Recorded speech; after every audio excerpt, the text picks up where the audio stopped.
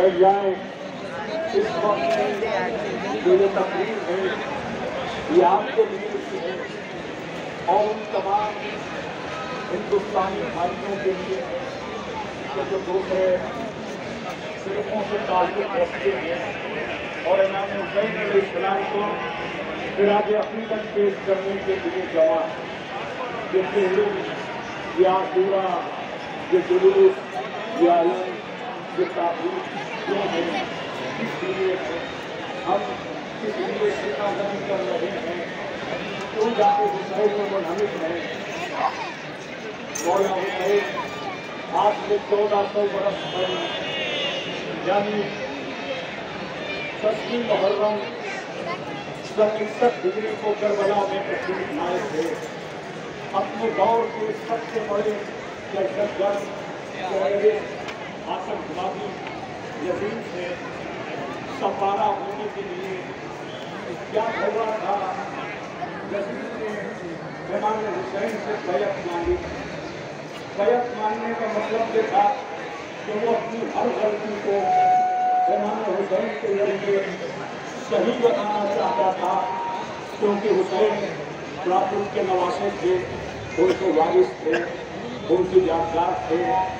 یزید تخت حکومت پر بیٹھا تھا، بادشاہ تھا.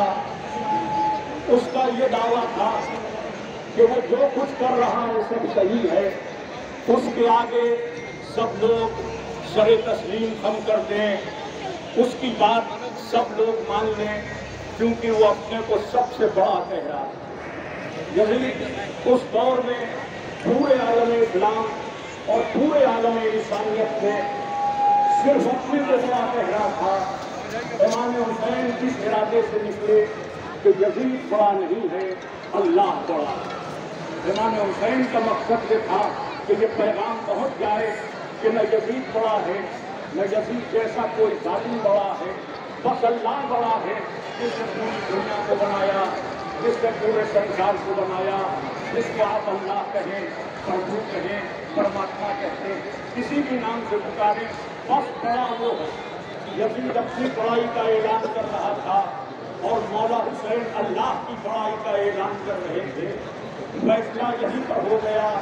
اگر آج دنیا میں ظالموں کو بڑا مانا جاتا ہو تو آپ کہہ سکتے ہیں کہ یزید کامیاب ہو گیا.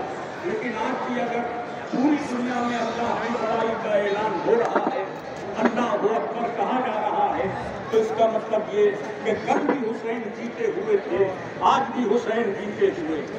ہاں، یہ حسین کی فتح کا جلوس ہے، یہ حسین کی فتح کا اعلان کرتا ہوا مجمع ہے کہ حسین فاتح تھے. حسین نے ظالم کو پنپنے نہیں دیا، حسین نے مظلومیت کے قد کو بہت اونچا کر دیا. یہ اور بات کہ گھر لٹ گیا، ایک الگ مسئلہ. حسین نے کیا کیا قربان کیا، سب کچھ اس مختصر سی گفتگو میں نہیں بیان کیا جا سکتا.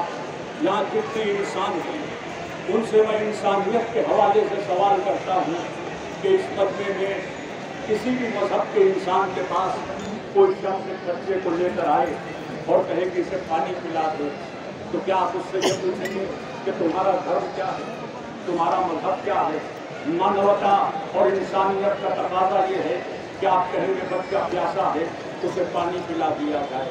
مگر کربلا میں کیا تھا؟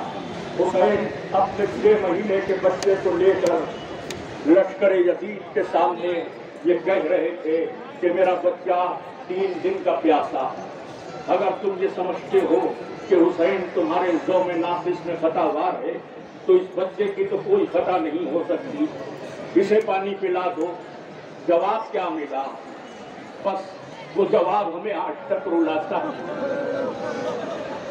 ایک باپ اپنے 6 مہینے کے بچے کے لیے پانی مانگ رہا تھا، پانی کے بجائے ایک تیر چلا اور تیر نے بچے کی گردن کا نشانہ لیا.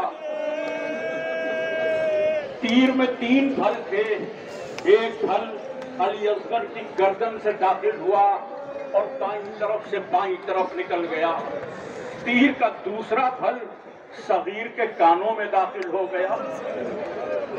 تیر کا تیسرا پھل حسین کے بازوؤں میں داخل ہو گیا۔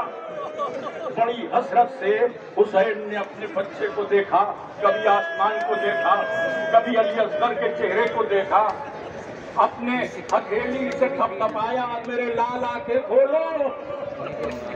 بچے نے جو مسکرا کر آنکھیں بند کی تو انسانیت کا کلیجہ پھٹ گیا۔ خدا کسی باپ کو یہ منظر نہ دکھلائے۔ ماں سے یہ کہہ کے لائے تھے کہ تمہارے بچے کو پانی پلانے کے لیے لے جا رہے ہیں، اب لوٹ کر ماں کو جواب کیا دے؟ در خیمہ پر لوٹے، آواز دی رباب، علی اصغر کی ماں کا نام رباب ہے۔ رباب سے پہلے پردہ اٹھا ایک 4 برس کی بچی۔ بابا بھیا نے پانی پی لیا، بابا میں پیاسی رہ گئی۔ حسین اپنی بیٹی کو کیا جواب دے؟ آواز دی بیٹی سکینہ آپ خیمے میں جائیں، آپ خیمے میں جائیں، اپنی ماں کو بھیج دیں۔ ام رباب تشریف لائی۔ اب حسین علی اصغر کو ابا کے سائے میں چھپائے ہوئے ہیں، کوئی گفتگو علی اصغر کے متعلق نہیں ہے۔ سوال کرتے رباب میں کون ہوں؟ جواب دیا بی نے آپ امام وقت ہیں، رباب جو کہوں گا مان لو گی؟